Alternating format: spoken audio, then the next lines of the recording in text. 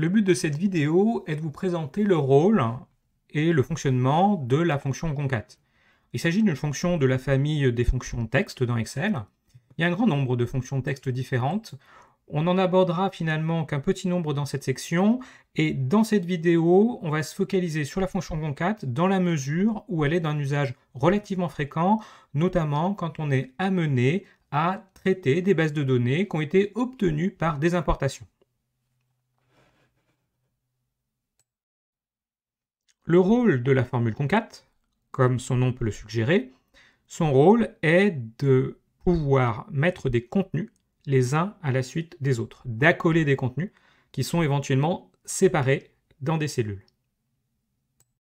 On va prendre un exemple pour illustrer le rôle de la formule concat.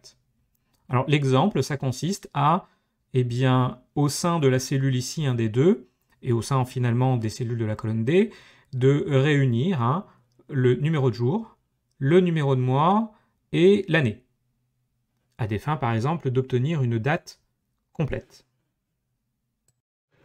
Alors comme d'habitude, vous avez plusieurs solutions pour réaliser une formule concat.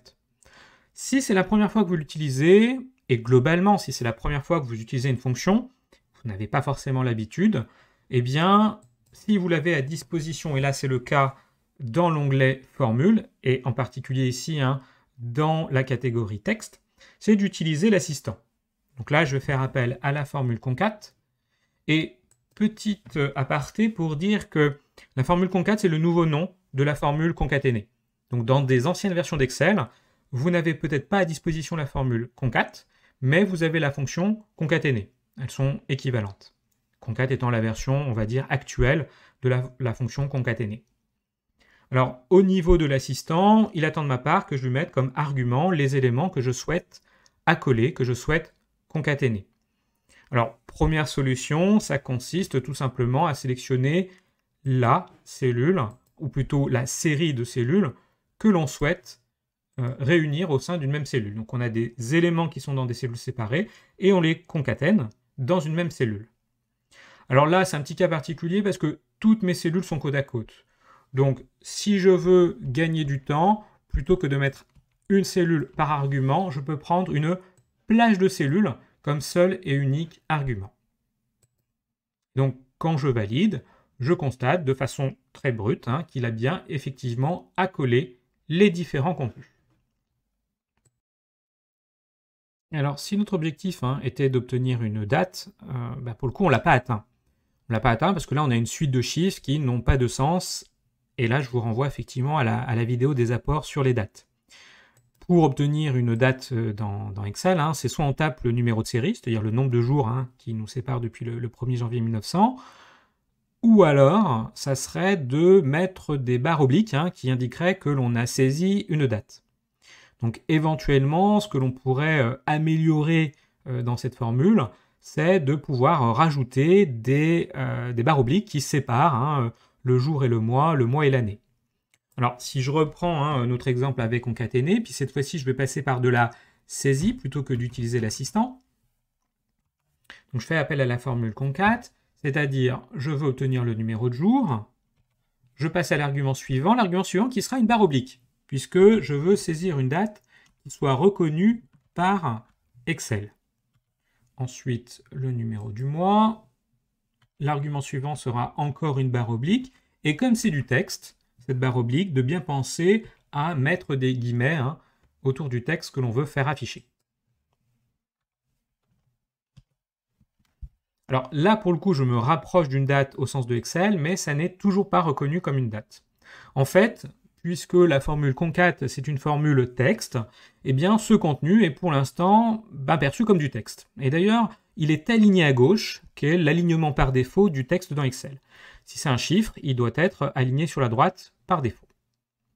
Alors c'est là où il faut rajouter quelques fonctionnalités supplémentaires. Par exemple, vous avez des fonctions dans Excel qui permettent de dire ce texte-là, en fait, c'est du chiffre. Alors, dans notre cas, puisqu'on est spécifiquement sur les dates, on a deux possibilités. Une première possibilité est de faire appel à la formule date-val, pour dire que le contenu, ce contenu texte, en fait, c'est une valeur date. Et là, on va utiliser l'imbrication de fonctions, c'est-à-dire que je vais, par devant la fonction concat, faire appel à la fonction datval, qui a pour rôle d'indiquer que le contenu, eh bien, c'est une date. Et voilà effectivement le signe que eh bien, ce contenu-là a bien été traduit en date. Alors pour l'instant, il ne m'a pas mis le bon format, mais ça c'est assez régulier quand on fait des fonctions sur des dates. C'est Excel voilà, qui n'applique pas toujours le bon format, et donc manuellement, je vais lui indiquer qu'il s'agit du date courte. Hein, je pourrais choisir le format date longue. Si vous possédez une des versions les plus récentes de Excel, notamment en l'occurrence à partir des versions 2019 ou les versions 365, il y a une nouveauté qui est apparue qui s'appelle la formule joindre texte. Et il se trouve que dans le cadre de notre objectif, qui était donc de concaténer une série de chiffres pour obtenir une date, elle va nous faire gagner du temps. Donc normalement, le rôle de joindre texte, c'est de joindre différentes cellules ou différents éléments, et que ces éléments soient séparés par un caractère ou par un espace. Et c'est là où joindre texte va prendre son sens. Donc pour faire la démonstration, je vais utiliser la saisie manuelle. Et donc il y a des arguments supplémentaires par rapport à une formule concat ou concaténée toute simple. Donc l'argument délimiteur, en fait, c'est par quoi vous voulez effectivement délimiter les éléments que vous souhaitez concaténer. Et bien, dans cet exemple-là, c'était de mettre comme délimiteur la barre oblique.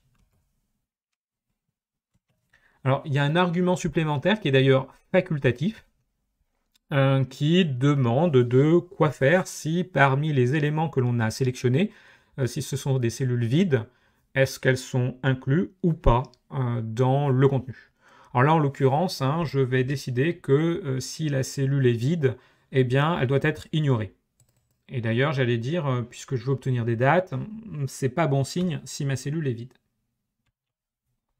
Et ensuite, eh ben, on va appliquer ce que l'on a vu, c'est-à-dire à mettre les différents éléments. Et là, comme ils sont les uns à côté des autres, eh bien, je vais utiliser la méthode qui consiste à sélectionner la plage de cellules plutôt que cellule par cellule. Alors, on a le même inconvénient que l'on avait avec la formule concat, c'est que c'est reconnu comme du texte. Donc, si on veut faire la transformation, eh bien, on a l'opportunité d'utiliser datval que l'on a vu sur l'exemple précédent, ou alors je vous propose de partir à la découverte d'une autre fonction qui a un rôle similaire, de dire que l'argument est du texte, mais on veut le mettre dans un format numérique. Eh bien, ça, c'est faisable avec la formule cnum. Donc la formule cnum a besoin d'un argument, qui consiste ici à tout simplement, puisque c'est une imbrication de fonctions, à lui mettre comme argument la fonction joindre texte. Et on est habitué maintenant, c'est de penser à la fin à mettre le bon format pour avoir quelque chose de visible. Et puis j'en profiter pour utiliser le format date longue, histoire de varier. Il existe une autre méthode pour obtenir de la concaténation ou de l'agrégation de contenu. Cela passe par l'utilisation du signe esperluette. Donc, tout simplement, voilà une autre façon d'obtenir une concaténation. C'est donc de commencer par écrire une formule et ensuite de prendre les contenus et de rajouter le signe esperluette pour pouvoir les agréger. Alors bien évidemment, ça c'était la version brute, pour vous montrer qu'on peut comme ça accumuler du contenu. Et bien évidemment, si on veut l'améliorer pour obtenir une date, eh bien on va être obligé de rajouter que l'on a du texte, en l'occurrence des barres obliques. Bien penser bien sûr à mettre l'esperluette, qui va être le signe que l'on veut donc agréger ce contenu. Ensuite, ici, on va rajouter encore une nouvelle fois du contenu, en l'occurrence la barre oblique. Et comme d'habitude, si on laisse tel quel, on va obtenir du texte. Ça veut dire que si on veut obtenir une date, on a l'opportunité soit d'utiliser datval ou cnum. Voilà, c'est une alternative à la fonction concat.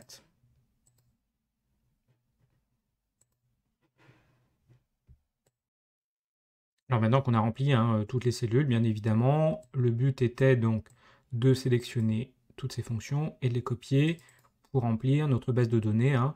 On avait obtenu par extraction des jours, des mois et des années. Alors sachez également qu'il est possible de concaténer, donc avec la fonction concat ou avec l'esperluette, de concaténer des fonctions ou des formules. Et donc d'obtenir dans une cellule, là où habituellement par défaut on n'a qu'un seul résultat, le résultat d'une fonction ou d'une imbrication de fonction, eh bien la concaténation permet comme ça d'accumuler le résultat de différentes fonctions ou formules. Alors pour avoir une illustration, on va passer par un exemple et on va utiliser les apports précédents, d'utiliser une fonction d'addif, ou une série de fonctions d'addif en l'occurrence. Donc là, on a pour objectif d'obtenir la durée entre la date de début et la date de fin. On pourrait avoir ça comme une durée de contrat. Donc pour savoir combien de temps il s'est écoulé entre ces deux dates, on va utiliser daddif. Le but, c'est pas d'obtenir seulement le nombre d'années en entier ou par mois ou jour, c'est de connaître combien d'années, de mois et de jours correspondent entre ces deux dates. Alors, pareil, on va se lancer dans l'écriture. Là, les assistants ne sont pas vraiment pratiques, puisque daddif, il n'y a pas d'assistance sur cette fonction-là. Donc, on commence à écrire la première différence de date. Ça sera le nombre d'années qui sépare le nombre d'années totales qui sépare ces deux dates. Donc, comme d'habitude, date de départ, date de fin, et comme dernier argument, eh bien, comment on veut exprimer cette différence entre les deux dates. Donc là, j'obtiendrai le nombre d'années en entier. Et puis, je vais passer à la suite, c'est-à-dire d'obtenir le nombre de mois résiduels, puisqu'il peut y avoir une année qui n'est pas complétée, donc combien il y a de mois à rajouter entre ces deux dates. Alors, pour aussi des raisons, et j'anticipe sur la lecture de mon contenu, je pense qu'il est intéressant d'indiquer que ce premier résultat correspond au nombre d'années. Donc, je vais rajouter comme information espace en. Et je vais d'ailleurs rajouter un espace parce que je sais qu'il va y avoir un deuxième contenu qui sera le nombre de mois. Et donc d'ailleurs, je rajoute esperluette pour pouvoir concaténer cette deuxième date diff qui va me permettre de déterminer le nombre de mois résiduels entre ces deux dates. Et ça sera le rôle du dernier argument, qui est l'argument ym. Et là encore, je vais indiquer que ce contenu-là correspond en fait à des mois. Et puis, pour le dernière concaténation, qui sera le nombre de jours résiduels, je vais plutôt passer par un copier-coller. Ça me permettra de gagner du temps. Et bien penser, bien sûr, à changer le dernier argument, l'argument MD. Et là encore, pour indiquer que ce dernier résultat concaténé sera un nombre de jours, ouverture des guillemets, espace jour, fermer les guillemets. Alors c'est un peu fastidieux, on perd le bénéfice que ce contenu-là, c'est forcément un contenu texte sur lequel on ne pourra pas vraiment faire d'action. Mais par contre, si on a besoin comme ça, en toutes lettres, d'obtenir ce résultat-là, eh bien, voilà la solution.